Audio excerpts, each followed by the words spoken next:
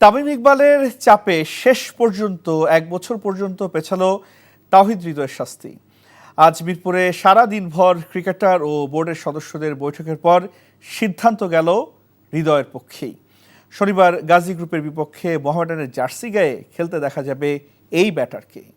নিলয় মজুমদারের রিপোর্ট।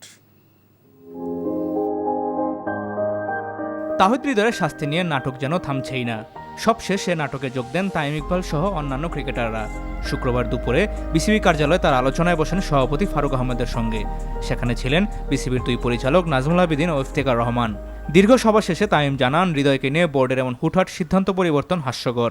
ওর যে পানিশমেন্টটা ছিল সে কিন্তু অলরেডি সার্ভ করে নিয়েছে। এখন 2টা ম্যাচ খেলার পর কালকে শুনলাম যে তাকে আবার সাসপেন্ড করছে। এটা কোন রুলে কোন দিকে কিভাবে করছে এটা আমার কাছে জানা নাই। সো এই জিনিস নিয়ে আমরা খুব ওয়ারিড ছিলাম। এটা actually it was very funny. এছাড়াও তামিম কথা বলেছেন ঢাকা লিগ ও বিপিএল এর ফিক্সিং কাণ্ড নিয়েও। এটা ওয়ার্ল্ডে কোনো অ্যান্টি কারাপশন বা কোনো জায়গায় এই নিয়ম নাই। আপনি ওই 2টা ছেলেকে বেজ্জত করবেন মিডিয়ার সামনে, সেম জিনিসটা অ্যাক্টিং করায়।